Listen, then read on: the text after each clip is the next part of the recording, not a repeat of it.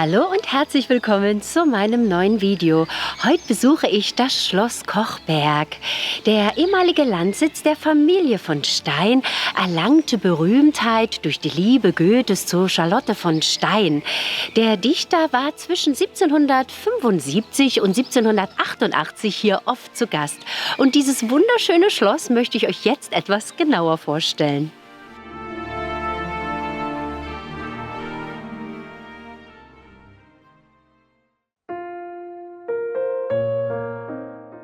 Das Wasserschloss geht auf eine mittelalterliche Burg zurück und wurde um 1600 im Stil der Renaissance erbaut. 1733 erwarb Friedrich Christian Ludwig Freiherr von Stein das Anwesen und veranlasste einige Umbauten. Sein Sohn Gottlob Ernst Josias Friedrich Freiherr von Stein auf Kochberg heiratete am 8. Mai 1764 die 7 Jahre jüngere Charlotte von Stein. Sie war die Tochter des Hofmarschalls Johann Christian Wilhelm von Schad und Concordia Elisabeth aus einem edlen schottischen Geschlecht. Eine anmutige Erscheinung, mild, ernst, geschmackvoll und klug, in französischer Literatur, in Musik und im Zeichnen gut gebildet, trat Charlotte mit 15 Jahren als Hofdame in den persönlichen Dienst der Herzogin Anna Amalia. Charlottes Gemahl, Ernst Josias Friedrich, war herzoglich weimarischer Oberstallmeister. Er war zuständig für den herzoglichen Wagenpark und den Marstall unter Anna Amalia. Seit 1774 begleitete er oft ihren Sohn Karl August auf seinen Reisen.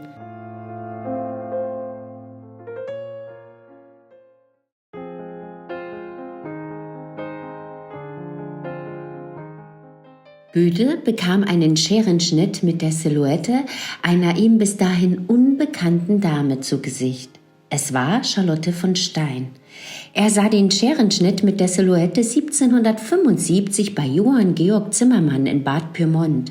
Scherenschnitte mit Silhouetten spielten in der damaligen Zeit vor der Erfindung der Fotografie eine besondere Rolle.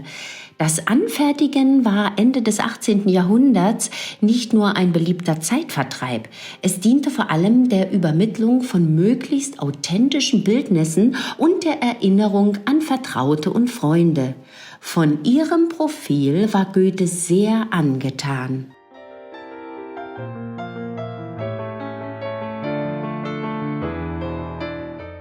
Als der 26-jährige Goethe die damals 33-jährige Charlotte von Stein gleich nach seiner Ankunft in Weimar im November 1775 persönlich kennenlernte, war sie Mutter von 7 Kindern. Allerdings von dem Treffen enttäuscht, weil ihr sein stürmisches Benehmen missfiel. Er benahm sich ständig daneben, benutzte pöbelhafte Ausdrücke und fluchte und spornte auch den jungen Herzog dazu an. Das ging ganz bewusst gegen die Etikette am Hof. Goethe konnte sich das erlauben. Er war damals schon eine Berühmtheit. Erst ein Jahr zuvor waren die Leiden des jungen Werther erschienen. Jeder hatte das gelesen, sogar im Ausland.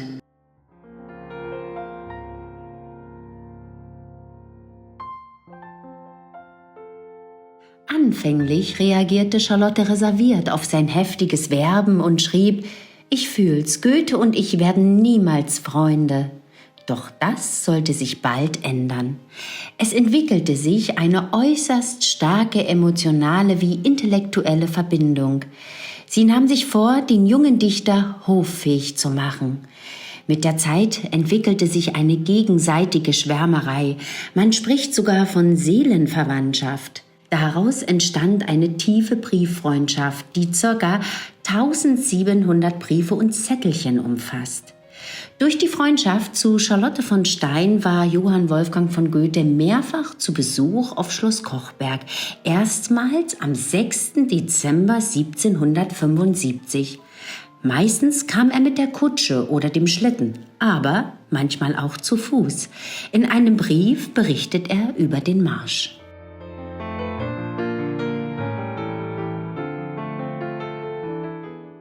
Kochberg, Sonnabend, dem 12. Juli, früh 8 Uhr. Mir ist's diese Woche in der Stadt wieder sehr wunderlich gegangen. Ich habe mich gestern herausgeflüchtet, bin abends um 5:30 zu Fuß von Weimar abmarschiert und war um 9:30 hier. Alles war schon verschlossen und bereitete sich zum Bettgehen vor. In 4 Stunden von Weimar nach Kochberg? Stramm marschiert der Geheimrat. Schließlich sind es fast 30 Kilometer Entfernung. Vielleicht hat er doch auch ein bisschen untertrieben. Der Überlieferung nach hat Goethe während seiner Kochberger Aufenthalte in diesem Raum gewohnt. Bereits Ende des 19. Jahrhunderts hatte die Familie von Stein hier ein kleines Privatmuseum eingerichtet. Die Ausstellungsstücke gehören fast alle zum ursprünglichen Originalbestand des Hauses. Der schlichte Sekretär von 1757 ist durch die eigenhändigen Eintragungen des Dichters von seinen Besuchen 1775 und 1780 zu einem wertvollen historischen Zeugnis geworden. Er verbarg einige Jahrzehnte die Briefe Goethes an Charlotte von Stein.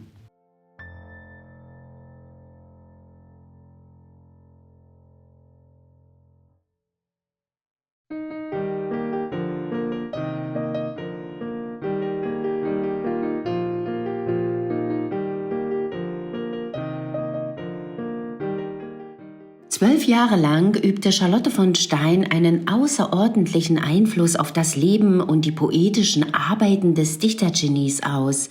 Für Goethe wurde die für ihn unerreichbare, weil verheiratete Frau engste Vertraute, der er all seine Zweifel und Ängste anvertraute.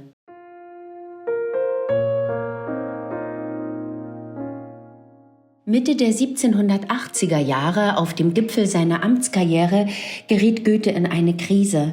Seine amtlichen Tätigkeiten blieben ohne Erfolgserlebnisse. Die Belastungen seiner Ämter und die Zwänge des Hoflebens wurden ihm lästig. Die Beziehung zu Charlotte von Stein gestaltete sich zunehmend unbefriedigend.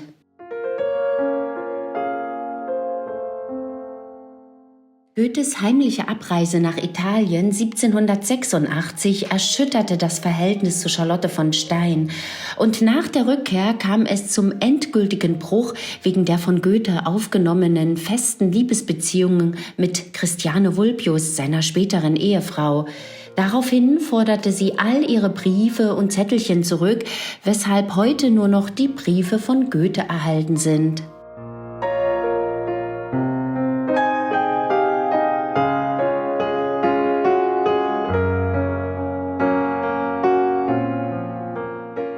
Mit der Tragödie Dido griff von Stein verschlüsselt das Thema ihrer schmerzlichen Trennung von Goethe auf. Wie sehr sie Goethes Verhalten verletzte, zeigt sich unter anderem daran, dass sie ihre Briefe an ihn zurückforderte und verbrannte.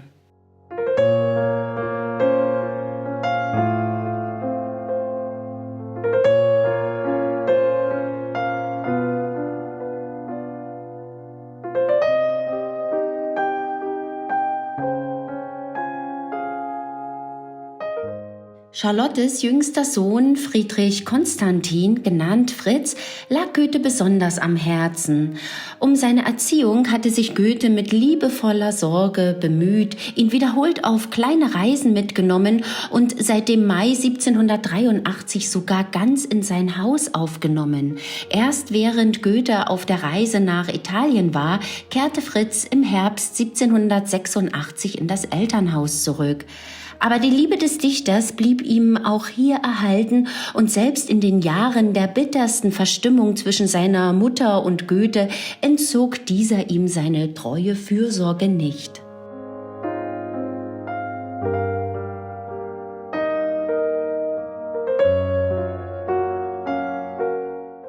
Goethe hat den Schreibtisch 1779 entworfen und dann vom Hoftischler in Weimar bauen lassen. Ein Geschenk zu Charlottes Namenstag, ein sehr persönliches Geschenk.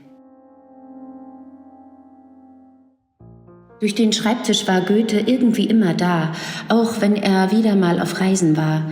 Der Tisch hielt eine tiefe Verbindung zwischen uns. Er musste wegen seiner Amtstätigkeiten sehr viel im Herzogtum umherreisen und manchmal auch in weiter entfernte Gebiete. Aber trotzdem waren wir uns immer nah. Goethe hat mir von seinen Reisen auch oft Zeichnungen geschickt, wenn er etwas Interessantes gesehen hatte. Und so konnte ich auch aus der Ferne an seinen Erlebnissen teilnehmen.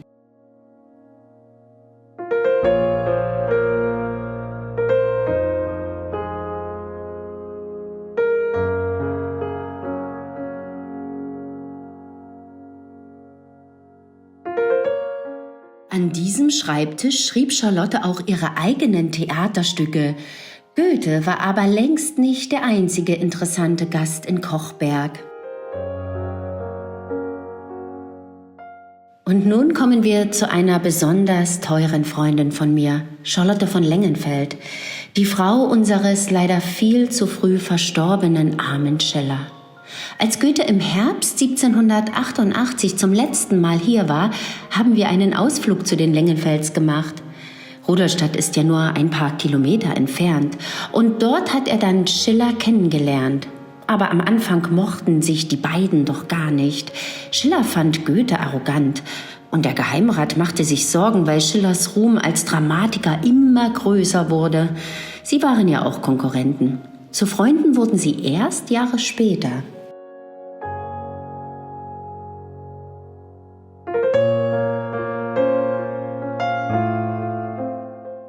Im großen Gesellschaftszimmer sind Ausstattungsstücke zu sehen, die größtenteils aus dem Besitz der Familie von Stein stammen. Höhepunkt ist der Damenschreibtisch, den Goethe 1779 nach eigenen Entwürfen vom Weimarer Hoftischler Preller für Charlotte von Stein bauen ließ.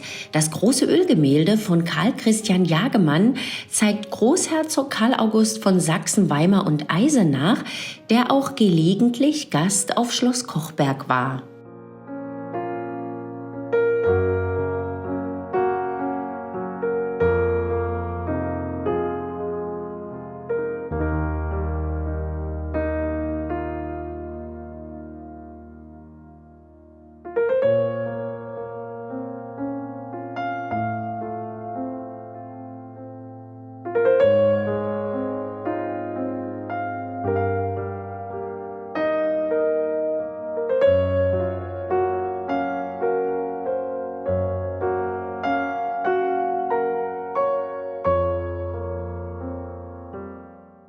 In diesem Festsaal befand sich in der Renaissancezeit ein rechteckiger Saal, der den gesamten Ostflügel einnahm. Der jetzt fast quadratische Raum mit Vor- und Nebenräumen ist eine Rekonstruktion des barocken Zustandes, als der Saal unterteilt war. Die gobelinartig bemalten Wandbespannungen aus grobem Leinen entstanden wahrscheinlich um 1750. Sie waren ursprünglich in verschiedenen Räumen angebracht. Dargestellt sind die antiken Götter Flora, Neptun, Diana, Venus, Jupiter, Merkur und Mars. Die Stuckdecke, die Wandbemalungen und der Fußboden wurden neu rekonstruiert.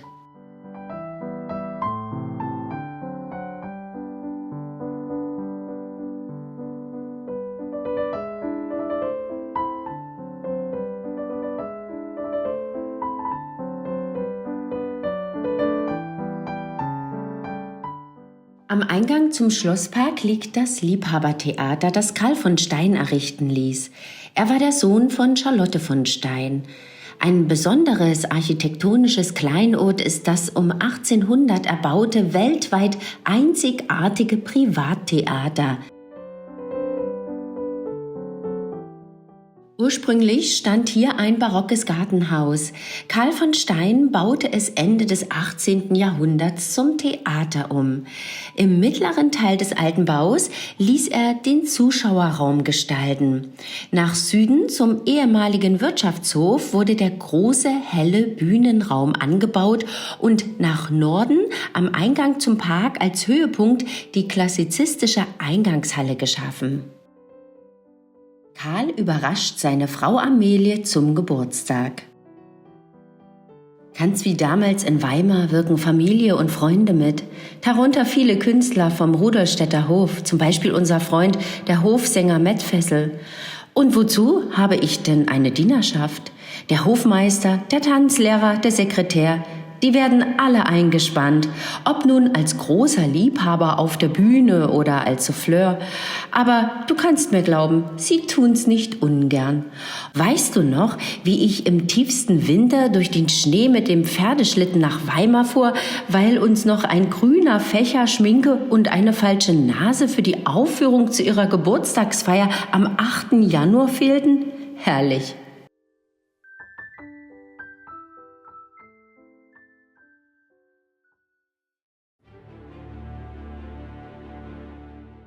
Am Beginn von Karls Leidenschaft für das Liebhabertheater steht eine Katastrophe. Als Karl 1774 gerade 11 war, brannte in Weimar das herzogliche Schloss ab und damit auch das Hoftheater.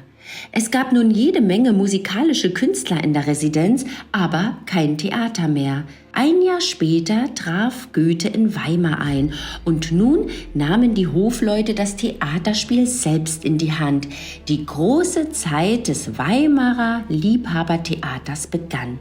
Karl beschloss in Kochberg seinen eigenen kleinen Musenhof zu schaffen.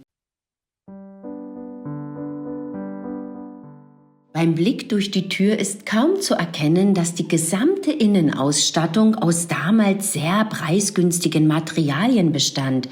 Zuschauer und Bühnenraum wurden mit verschiedenen marmorierten Papiertapeten festlich gestaltet. Jedes einzelne Stück Tapete wird dabei von Hand marmoriert.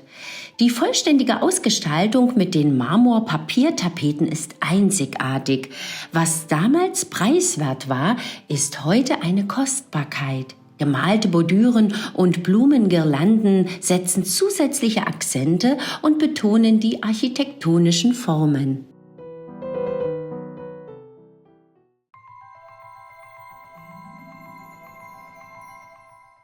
Als Karl die Entwürfe für den neuen Park schuf, hatten sich auf dem europäischen Festland schon seit einem Vierteljahrhundert die englischen Landschaftsgärten durchgesetzt.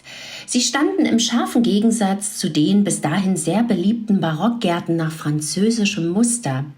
Wo diese streng geometrisch angelegt waren, orientieren sich die englischen Parks an natürlichen Landschaften.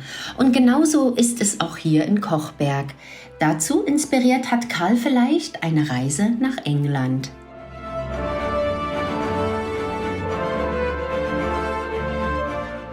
Der klassizistische Pavillon hier am oberen Teich wird oft als Badehäuschen bezeichnet. Und tatsächlich machen die Stufen, die von dort hinab ins Wasser führen, den Eindruck, als hätte sich Karl von Stein hier an heißen Sommertagen abgekühlt. Badehäuser waren damals allerdings ganz anders ausgestattet, etwa mit eigens beheizten Räumen zum Anziehen. Wahrscheinlich war der Pavillon eher als tempelartige Kulisse gedacht, um den Ort eine besonders wertvolle Atmosphäre zu geben.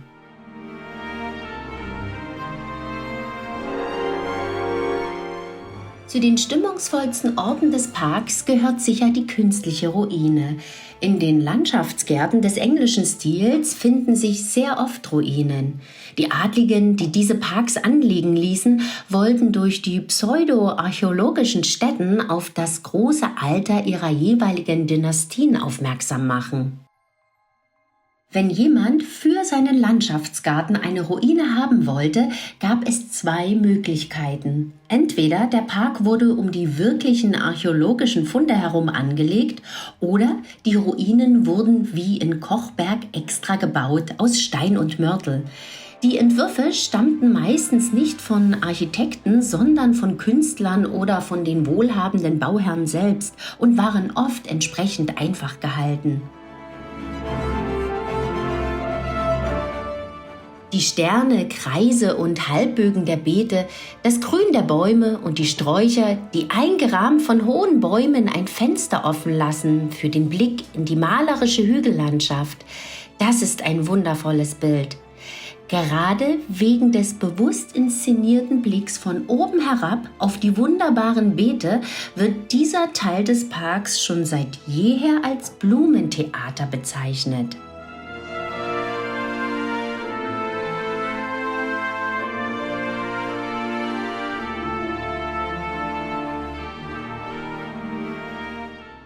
Nun möchte ich mich ganz herzlich von euch verabschieden. Ihr habt nun viele interessante Informationen zu Charlotte von Stein erhalten, habt die wunderschönen Räume besichtigt.